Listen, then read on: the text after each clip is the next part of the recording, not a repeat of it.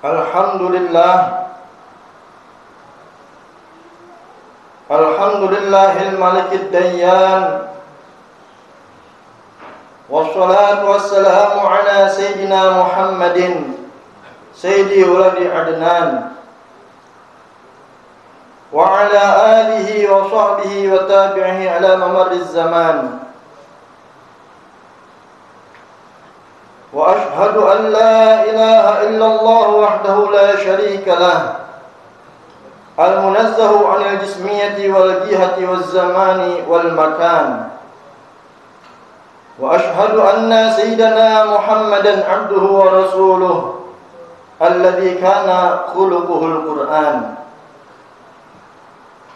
Allahumma shalli wa sallim ala sayyidina Muhammad wa ala alihi wa ashabihi dhawil irfan. Amma ba'd.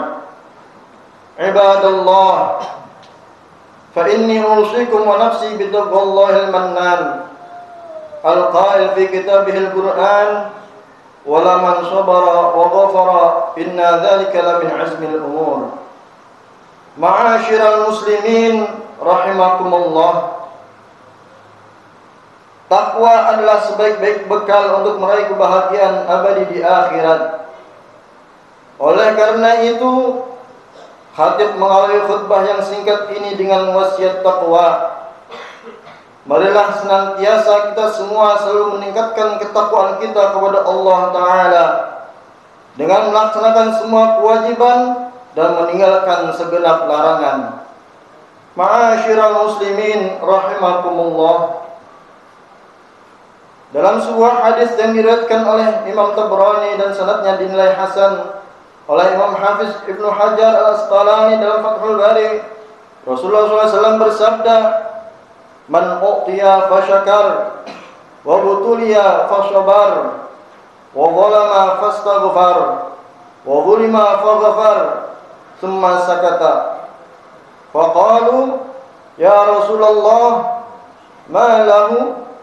Qala, "Ulaika lahumul amnu wa hum muhtadun." Artinya, barang siapa yang diberi lalu bersyukur, dan ia diuji lalu ia bersabar, ia menzolimi lalu ia meminta maaf, dan ia dizolimi lalu memaafkan. Kemudian Nabi terdiam. Para sahabat pun bertanya, "Wahai Rasulullah, ada apa dengannya? Apa yang ia peroleh?" Nabi SAW menjawab, "Mereka adalah orang-orang yang peroleh keamanan dari siksa kubur dan siksa akhirat dan mendapatkan petunjuk." Ma'asyiral muslimin rahimakumullah.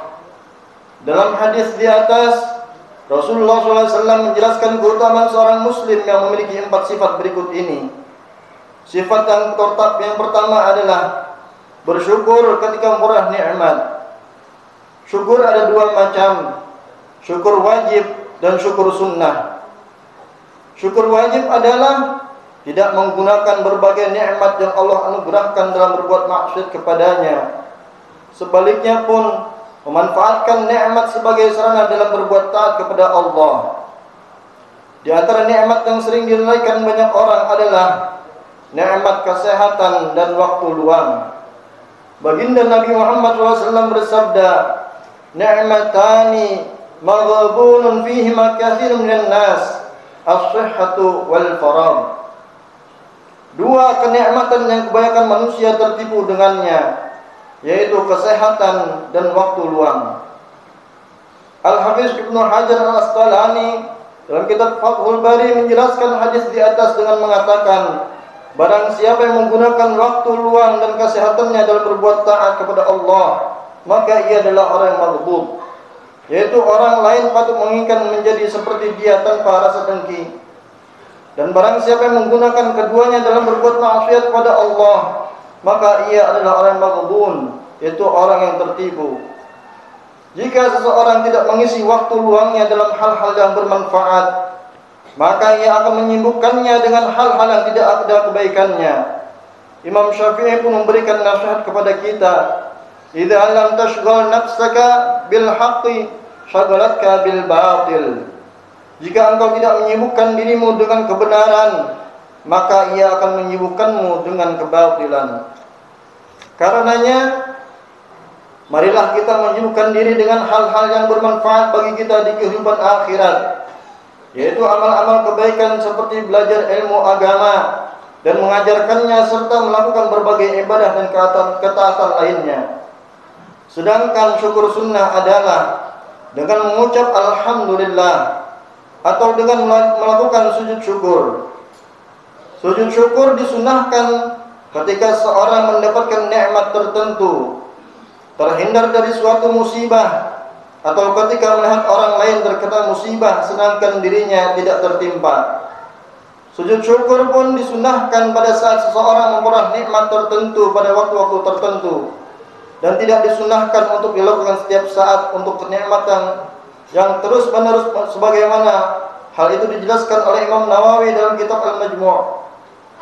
Kenikmatan tertentu pada waktu-waktu tertentu itu adalah seperti saat istri melahirkan dengan selamat, ketika seseorang menuntaskan hafalan Al-Quran, selamat dari kecelakaan dan hal-hal semacam itu.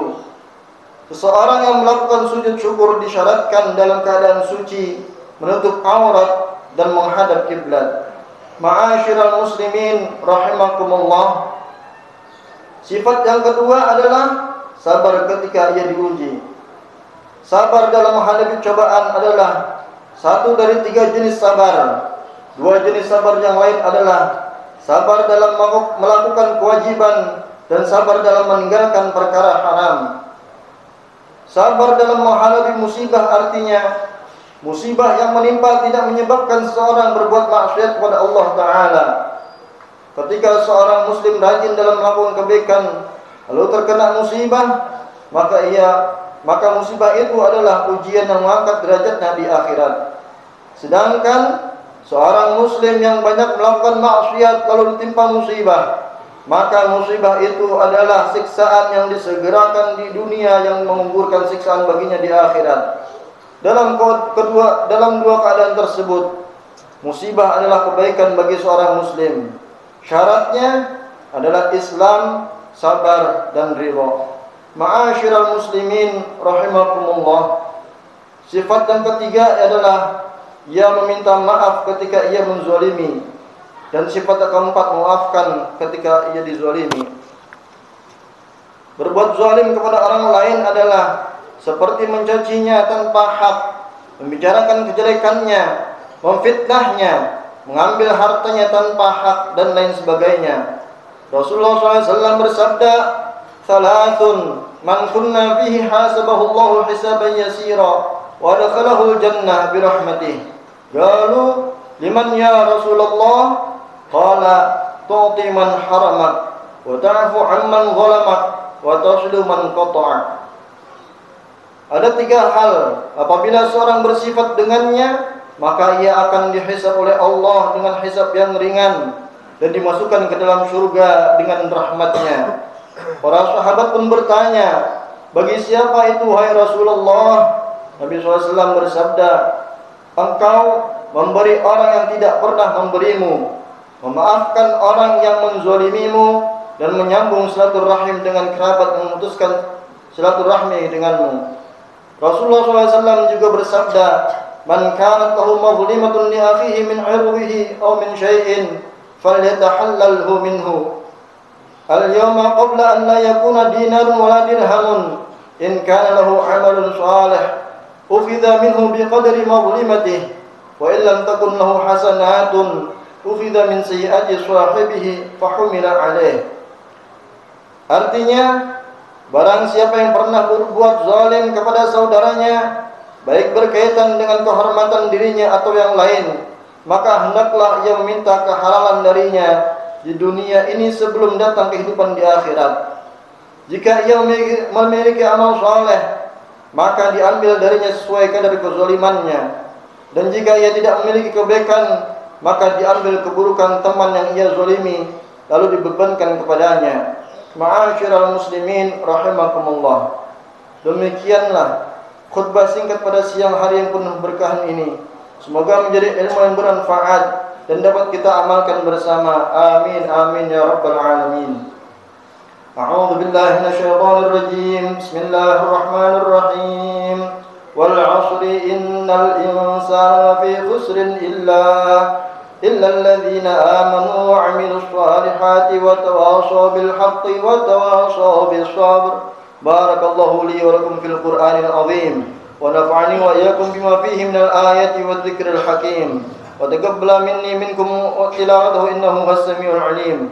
Aqulu qawli hadza wa astaghfirullahal 'azim li wa lakum wa li sa'iril muslimin wal muslimat wal mu'minina wal mu'minat fastaghfiruhu innahu huwal ghafurur